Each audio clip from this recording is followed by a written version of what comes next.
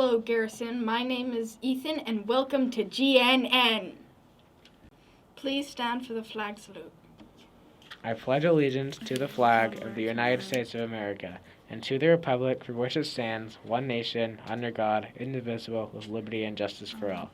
Hey troopers, this is just a reminder that Wednesday is the last day to sign up for Millennials Cup Soccer. So if you have any questions, find myself in the library or find Alex at the front of the building. Slow down, where are you going? We saw this. Big one, something that is mysterious, puzzling, or difficult to understand. Happy birthday to Marisol, Andrew, Aiden, Eliana, Bridger, Evelyn, Giovanni, May, and Electra. Okay, so, hi, Miss Clearman. Hi. This is Monica. She's a mannequin that I keep in my classroom, and I like to dress her up in different clothes. Right now, my 6th graders are studying ancient Greece, so I kind of put a toga on her. Yeah, okay, so let's get to the questions. What would students be surprised to know about you? Oh, well, I guess they might be surprised to know that I'm 53, because I'm sure I look totally younger than that. You do. Thank you. Okay, if you could have whatever you want in your classroom, what and why? Oh my gosh, I want a 3D printer. Like, I have heard so much about 3D printers, and Mr. Clearman, my husband, is a teacher, and his class has been studying that right now, and he's been showing these amazing things that they can print. Like, I never knew that 3D printers could actually print a whole house, and they can also print, like, a school, and I think it's just amazing. Like, I think it's a game changer. I think if you go to countries like Africa where they don't have as many resources as we do, like, the idea that they could just run around printing houses and schools for them is so cool. So I want one in my classroom to experiment with. Nice. Okay, last question. Tell me about a bad teacher you had when you were younger. So I like to read a lot. And I read even more when I was younger. I would read like a book a day. And I had this high school English teacher who assigned me to read The Grapes of Wrath. And it's a long book, so she gave us a month to read it. And I read it in the first 2 days. And then when the month was up and she gave us a test on it, I didn't do very well. And she said, well, you clearly didn't read the book. And I was really mad and offended because I was like, I did read the book, lady, but I've read like 25 books since then because I read all the time. And it really bothered me that she thought I was lying because I wasn't lying, even if I didn't remember all the details about the book. I'm sorry about that, but yeah. Okay, I'm over it. We're all good. Yeah, okay, thank you. Thank you. Hello troopers, Mrs. Kasanga here. Wanted to bring to you a video to share our next iReady challenge. In the month of March, we're going to have March Madness. This is traditionally seen in a basketball setting where teams from across the country compete to be the champion. We're going to do it in our GST classes. So each class will compete against each other in their grade levels to become the champion of the grade level and then progress into the champion of the school. Let's take a closer look. To begin with, right outside the cafeteria in the hallway, you'll see this is our update board where you'll see brackets for the 6th, 7th, and 8th grade GST classes, a set of rules and prizes and things that will happen, as well as the championship bracket.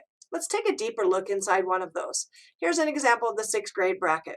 During the week of March 1st through 7th, that starts tomorrow, we have two competitions. Mr. Arias versus Casey, Wallingford versus Andres.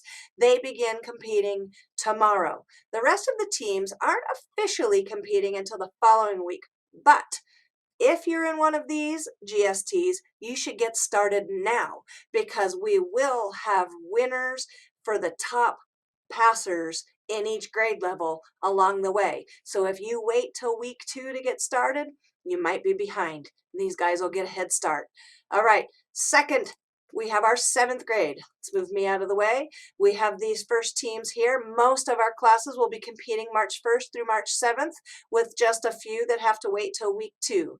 So you can take a look again on the board, but here's our 7th grade division. And finally, our 8th grade division. We have a few less 8th grade GST classes, so only, again, 2 competitions happening within this first week with the rest of the teams joining in. Again, reminder, if you're in a week 2 team, get started right away during week 1 because your lessons and your minutes will add up.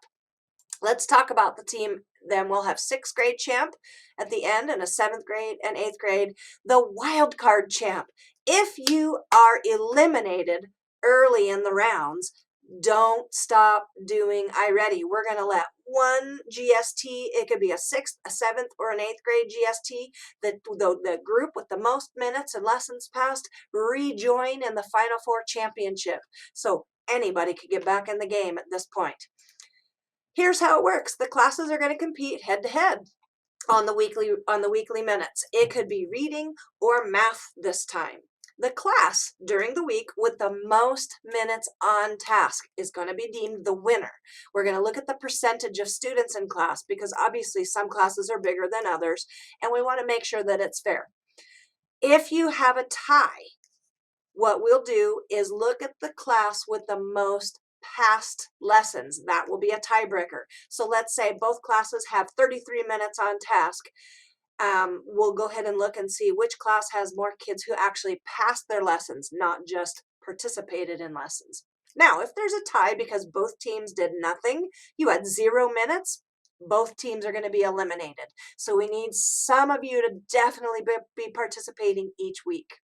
What do we get when we participate? Besides getting smarter, the winning class for the week is going to get cookies. Your GST will bring you cookies you get to enjoy each week that you win.